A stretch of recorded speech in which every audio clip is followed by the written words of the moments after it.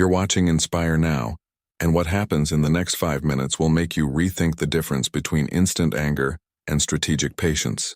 If you've ever witnessed discrimination or stood up against it, tap like, and if you believe dignity is stronger than rage, subscribe, because this story will show you how a calm voice can change an entire system. Elias Carter didn't look like a mogul today. At 50, the self-made hospitality investor wore a travel-worn bomber jacket, dark jeans, and a faded baseball cap tugged low. The kind of outfit you put on when you want to move through a lobby as quietly as a shadow. He had that steady, unhurried energy of a man who understood leverage, not just capital but character. "Dad, are you sure about this?" his son asked as the revolving doors whooshed them into the marble atrium. At 17, Noah was tall and long-limbed, a high school senior who split his time between calculus problems and jazz saxophone. He carried a slim backpack and the kind of cautious confidence you develop when you've had to decode rooms that weren't designed for you. "About what?" Elias said, eyes skimming the lobby the way pilots scan a runway. Lighting, lines, signals, everything. "About not taking the suite elevator. About doing this as regular guests." Elias smiled. "How else can I see how my new hotel treats people who don't announce themselves?" 3 days earlier, he had quietly finalized the acquisition of Northbridge Hotels, a storied chain with iconic properties in a dozen American cities. Boardrooms love to say Northbridge had soul. Review sites like to say it had standards. Guest complaints from Black and Latino travelers, however, suggested something else, a pattern of small slights that added up to something heavy. Today, Elias wanted proof or peace. He'd accept either, but he suspected which one was coming. The Boston flagship, Northbridge Commonwealth, announced itself with cathedral ceilings, a chandelier like a constellation, and a check-in desk of veined stone. The executive lounge, perched on the mezzanine, promised quiet work nooks, afternoon tea, and a skyline view that made you pause mid-sentence. Elias and Noah had booked a top-tier package, 2 beds, lounge access, late checkout, because the point wasn't the money. The point was the pattern. "Good afternoon," the front desk associate sang, greeting the couple ahead with a practiced brightness. When it was Elias's turn, the brightness dimmed a notch. Not gone, never that obvious, but cooler, as if a shared joke had floated away. Her name tag read Lindsay. Her eyes glanced over Elias, then past him, then down to the keyboard. "Reservation for Carter," Elias said, placing his ID and credit card on the counter. 2 nights. "Executive lounge access," Lindsay typed. "One moment, more typing. I'm seeing a standard deluxe. Lounge access isn't on the reservation." Elias didn't look at Noah. "We booked the Skyline executive rate," he said evenly. "Confirmation should show that." Lindsay's smile thinned. "Let me check." She held the silence just long enough for a line to form behind them. Finally, she nodded. "All right. I can add access as a courtesy, but the lounge is primarily for business travelers. It's a quiet environment." Elias heard the code but chose the data. "We appreciate quiet," he said. "Where are the room keys?" She slid 2 card sleeves forward. "Lounge is restricted to guests over 18 unless accompanied. We enforce dress standards, no hoodies, no backpacks." Noah's backpack hung from one shoulder. Clean, neat, neutral. Elias let the remark pass. They took the elevator to their floor. The room was immaculate. Crisp linens, a view of the State House dome, and a welcome card addressed to Mr. and Guest Carter. Not Mr. and Mr. Carter. Small thing. Real thing. "Want to see the lounge?" Elias asked. "Let's go," Noah said, jaw set. He'd heard this tune before, different lyrics, same beat. The lounge glass doors parted with a soft sigh. Inside, a symphony of quiet. The clink of china, the rustle of newspapers, laptop lids rising and falling like tides. An attendant in a tailored vest stood by a slate bar. Tea, canapes, fruit. "Good afternoon," Elias said, presenting the key card. It flashed green. They stepped in. Within 10 minutes, they had tea, scones, and a place by the window. Within 12, the attendant approached their table. "Sir, may I see your lounge credentials?" Her name tag. Heather. Another Heather in another story. It figured. Elias offered the key. Green again. Heather looked at Noah's hoodie. "We do have a dress guideline," she said. "And the lounge is intended for business travelers and registered adult guests. We've had concerns about study groups forming, teens gathering, that sort of thing. Perhaps the lobby would be more comfortable?" She smiled, but it didn't reach her eyes. Are we violating policy? Elias asked. His voice carried a soft steel. Or a stereotype? Heather blinked. It's just, we maintain a certain atmosphere. Across the room, a man in a blazer looked up from his tablet. A woman with pearl earrings froze mid-stir. Elias could feel the air tighten the way it does before a summer storm. My son is a registered guest, he said. We're quiet. We're working. If you have a written policy we're breaching, please show it to me. I'm going to ask the lounge manager to clarify, Heather said, already signaling toward the service desk. Dad, Noah whispered as she walked away. We don't have to stay. We can go. Elias shook his head gently. We belong where we belong, and we document what we see. A minute later, a man with polished shoes and polished sentences arrived. Good afternoon, he said. I'm Brett, the lounge supervisor. Thank you for understanding our standards. We've had issues with non-qualifying guests. May I verify your access? Elias handed over the room key and the printed confirmation he had asked the booking agent to email him. A habit formed by 1,000 paper cuts. Yes, well, Brett said after a glance. The lounge is for guests conducting business. Teens sometimes create distractions. Perhaps your son would be more comfortable downstairs. Elias looked at Noah, then at Brett. He's with me, he said. This is our table. Brett held the silence like a leash. I'll have to ask you to relocate, sir. We can offer you drink vouchers in the lobby bar. No, Elias said. Calm, clear. We'll remain here. A security officer arrived 2 minutes later. Name tag T. Wilson. He didn't put a hand on anything. He looked at Elias, then at Noah, then at Brett. His posture said, I've seen this. His eyes said, I will see more. Sir, Wilson said gently, we've received a request. If you'll step outside with me, we can speak privately and resolve this quickly. Elias rose, placing a hand on Noah's shoulder. We'll step out, he said. But we are not surrendering our right to return. As they exited, every face in the lounge performed that choreography of complicity. Avert, avoid, pretend focus. Except one. A man in a charcoal suit stood, slid his phone into his pocket, and gave Elias the faintest nod. Not performative, just human. The corridor outside the glass doors carried the sterile chill of expensive air. Brett and Heather stood flanking the entry. Wilson kept a respectful distance, close enough to help, far enough to let truth breathe. Here's the situation, Brett said. The lounge has standards to maintain. We're asking you to move to the lobby area. What standard did we violate? Elias asked. The atmosphere, Heather said. It isn't personal. Elias held her gaze. It never is. That's the problem. He reached into his pocket and pulled out his phone. 1 call, 3 rings. A voice answered. Maya? It's Elias. I'm at Northbridge Commonwealth. Executive Lounge. Yes, that situation. Thank you. Heather's eyes flickered. Brett's chin lifted. Wilson's shoulders settled as if a small weight had rolled off. Dad, Noah said quietly.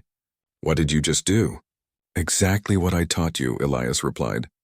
Play the long game. Before I continue, what would you have done in Elias's place? Comment patience if you would document and escalate. Confront if you'd call it out on the spot. We're about to see how a calm decision can move a mountain. Let's begin the next part. Next part begins now. Footsteps approached, precise, fast, familiar. The glass doors opened and Maya Patel, Chief Operating Officer of Northbridge Hotels, stepped into the corridor like someone who understood both urgency and optics. 40's razor-sharp eyes, posture that said, I carry the weight and the plan. Mr. Carter, she said, with a formality designed to tell anyone listening exactly who he was. I'm so sorry about this. Brett's face shifted from managerial composure to slow confusion. You know our guest? Maya's voice remained measured. Brett, Heather, have you read this morning's internal memo? Heather swallowed. We started early. I saw there was an announcement. Northbridge Hotels has been acquired by Summit Hospitality, Maya said, effective immediately. She turned to Elias with crisp respect. This is Mr. Elias Carter, Summit's founder and our new owner. There's the thunderclap, the one only a quiet room hears. Brett's mouth parted. Heather's cheeks went pale. Officer Wilson didn't move except for the almost imperceptible lift of one eyebrow. Noah exhaled a breath he didn't know he was holding. Brett tried to recover. Mr. Carter, there's been a misunderstanding. No, Elias said, gentle but absolute. There's been a revelation. Maya faced the staff. Our standards are not a weapon to be used selectively. They are a promise to be offered consistently. I'd like everyone to join me upstairs for a conversation. Ma'am, Officer Wilson said. Do you still require my presence? Yes, Elias answered before Maya could. We value objectivity, and I value yours. On the mezzanine, a glass-walled conference room overlooked the lounge, the stage where the small humiliation had become a larger lesson. Inside, a long table, water glasses, and the kind of neutral artwork that makes no promises. Maya took one end. Elias took the other. Noah sat to his right, back straight, eyes clear. Brett began with the well-worn script. Sir, our intent was never— Intent is rarely the question, Elias said. Impact is. Heather's voice was smaller now. I didn't think I was discriminating. I thought I was protecting the atmosphere. Elias spoke as if to both of them and the building itself. Let me show you the pattern I've been tracking. He slid a folder toward Maya, who opened it and revealed a grid of dates, properties, and complaint summaries. 49 incidents in the last 18 months across the brand, clustered in lounges and premium spaces. Each story was a pebble. Together they were a wall. Brett's defense deflated. I didn't know. That's the nature of a pattern when you're not the one it's drawn on, Elias said. Noah finally spoke. When you asked us to leave, everyone stared like we were a problem to remove. That's the part that doesn't leave. The looking away. Maya nodded, eyes steady. We have a zero-tolerance policy for discrimination, she said. But policies without practices are pretty words without weight. She turned to Elias. What do you want to do? He didn't raise his voice or his demands. He just put stakes in the ground. 4 things, he said. First, we overhaul training from a box check to a skill set. Bias literacy, guest dignity, de-escalation that does not default to removal. Not a 2-hour video. A curriculum, practiced until it's muscle memory. Maya wrote, pen moving with purpose. Agreed. Second, an independent review panel for guest dignity complaints.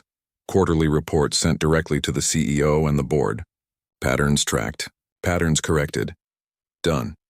Third, Elias continued, a scholarship and mentorship program for underrepresented students pursuing hospitality leadership. Frontline to management pipelines. We put our money where our mission is. A flicker of something softer crossed Heather's face. That could change who gets to be at these tables. Exactly, Elias said. And fourth, he finished, we audit protocols that enable bias, vague dress codes, elastic atmosphere rules, ambiguous business traveler language. We replace them with standards that are clear, fair, and enforced across the board. Maya nodded once, decisively. I'll have HR operations and legal in this room within the hour. Brett looked from Maya to Elias. Sir, I'm sorry. I'm not interested in apologies, Elias replied. I'm interested in alignment. He turned to Heather. How long have you worked here? 13 years, she said, voice steadier now and honest ground. In those 13 years, how much training taught you to see what you didn't see today? She swallowed. Very little. We have checklists. We don't have mirrors. You do now, Elias said. I'm offering you a choice. You can resign. Or you can join the team that builds the curriculum to fix what happened, drawing on your experience to surface where the cracks are. But understand, this is not absolution. It's accountability. Heather's eyes filled, not with the tears of self-pity, but the sting of seeing oneself clearly. She straightened. I want to do the work. Officer Wilson spoke for the first time since sitting down. If you're building a team, I'd like to help, he said. I've spent years watching good intentions turn into bad outcomes in hallways like this. Elias studied him. What would you change first? Sequence, Wilson said. Observe first. Ask second. Act third. Too many policies make act the first step. That's how bias gets power. Maya smiled, quick and approving. You're hired, she said. Title to be determined. Impact immediate. There was a knock at the glass door. The man from the lounge in the charcoal suit stepped in at Maya's invitation. I'm Jordan Reyes, he said. Fly in, fly out. I've watched rooms like that one push people like them out more times than I can count. I had my phone out. I recorded everything. But if change is actually happening in here, I'll delete it and help you fix the culture instead. Your call. Elias extended a hand. Help us, he said. Stories change more minds than memos. We'll need both. By the time the meeting broke, the sky had bruised toward evening. The lounge below was humming in a gentler key. Maya walked Elias and Noah to the elevator. "Thank you," she said. "You could have blown this up online." "I didn't buy a headline," Elias replied. "I bought a chance to turn standards into promises." Back in their room, Noah stood by the window, watching the city's evening lights kindle one by one. "I thought you were letting them walk on us," he said softly. "I was letting them walk into a mirror," Elias answered. "Sometimes the fastest way to fix a broken system is to hold it still long enough to see itself. Do you think it'll work?" "It will if we don't blink. If you're still with me, you've felt that pull. Speak now or play the long game." "Which one would you have chosen in that lounge?" Comment long game if you believe structural change beats short-term victory. Because in the next part you'll see what 6 months and 1 year of disciplined patience can do to an entire brand. Next part begins now. 6 months later, the ballroom of Northbridge headquarters filled with a different kind of electricity. Not chandelier light, but the bright, awake energy of people stepping into new work with new language. A banner read, "Guest Dignity, Every Interaction." On stage, a screen cycled through 4 words: awareness, alignment, action, accountability. Maya took the podium first. "When we say zero tolerance, we now mean zero gaps between what we promise and what we practice," she said. "Today we launch our new Guest Dignity curriculum across all properties." The numbers flashed behind her. A 58% drop in dignity-related complaints at pilot hotels. A 24% lift in front desk satisfaction scores, a 33% rise in repeat bookings from historically underrepresented guests. Numbers don't heal people, but they can prove a thing is healing. She invited Heather up. The room quieted, not from judgment, but attention. Heather didn't hide behind corporate phrases. "6 months ago, I treated a guest and his son like exceptions to a rule I'd invented," she began. "I told myself I was protecting the lounge. In truth, I was protecting my comfort. Working on this program forced me to see how vague standards let bias hide. I can't undo that day. But I can spend the rest of my career making sure our standards protect people, not preferences." She looked out at hundreds of faces. "If you feel defensive hearing that?" I did too. Then I did the work. "Please join me." The room didn't clap politely. It exhaled, then applauded. Officer, now director, Troy Wilson followed. Jacket off, sleeves rolled, a facilitator more than a lecturer. He walked the room through scenarios. "We don't teach you what not to do," he said. "We teach you what to do instead. Observe, ask, clarify, then act." He demonstrated how to interrupt bias in the moment without blowing up a guest. How to recognize when your brain is finishing a sentence your eyes didn't start. How to measure success by guest dignity, not staff comfort. Jordan Reyes closed the segment with a simple line. "I deleted a video that would have gotten millions of views," he said. "I chose the slower story. I've never felt better about a thing I didn't post." When Elias took the microphone, he didn't stand at the podium. He stood at the edge of the stage like he was talking to one person, the newest hire in the back row. "Our brand is not chandeliers and marble," he said. "It's how people feel when we say welcome. If the welcome only works for some, it's not a standard. It's a costume." He clicked to the final slide. The Carter Fellowship, full scholarships for 15 students into hospitality leadership. Mentors included. Applications had already poured in from community colleges and state schools, young people who had never seen a hospitality career path that didn't stop at the front desk. After the event, the work spread like good gossip. Housekeeping huddles started with dignity stories. Front desk leads swapped phrases that de-escalated tension without disguising truth. Lounge attendants practiced scenarios until the old reflexes felt clumsy. The new ones felt clean. 6 months later, 1 year to the day since the lounge incident, Elias and Noah stepped into the Commonwealth property again. This time they did not hide. They didn't peacock either. They walked like they belonged because they did. "Welcome back, Mr. Carter." "Mr. Carter," the front desk associate said. "2 Carters." No one guessed. The associate glanced at Noah's backpack, then at Noah's eyes. "How was your drive?" Small detail. Big difference. In the lounge, the view was the same. But something was new in the air. An evenness in attention. A warmth not calibrated to outfits. The attendant, New face, same vest, brought tea and a plate of fruit without being asked. If you need anything, noise level adjustments, a corner with more privacy, please tell me. We want you comfortable, Elias smiled. We already are. Heather appeared, now in a navy blazer, training and development, not hospitality floor. She approached with measured steps and genuine presence.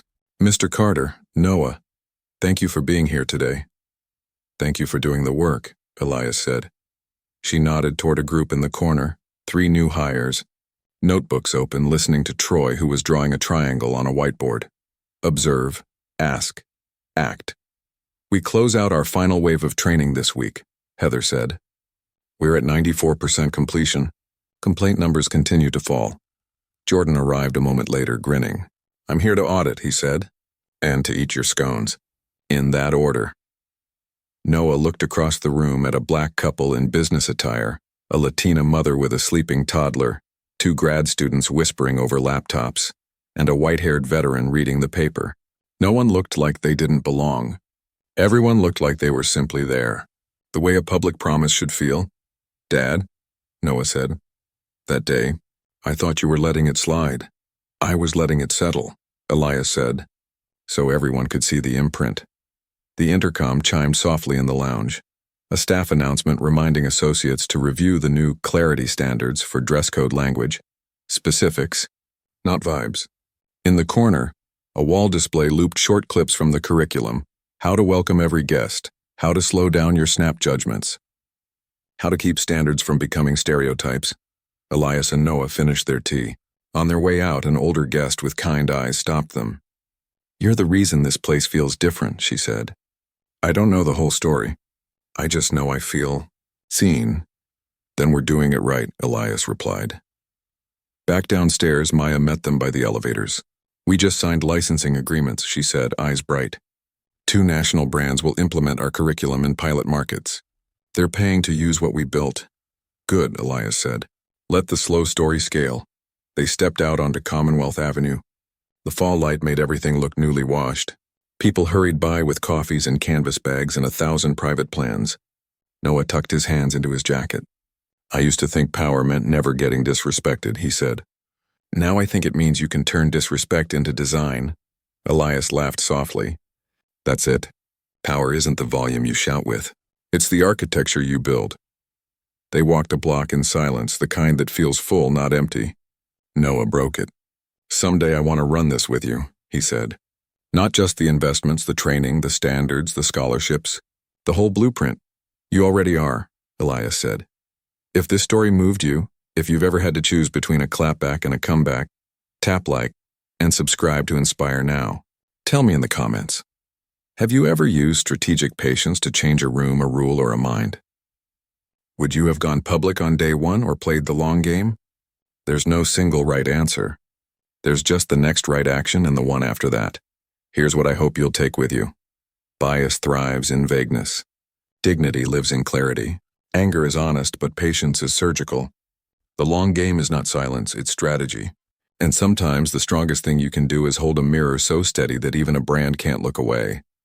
If you want more true-to-life stories about turning obstacles into opportunity, this is Inspire Now, where we don't just tell stories. We build blueprints. I'll see you in the next video.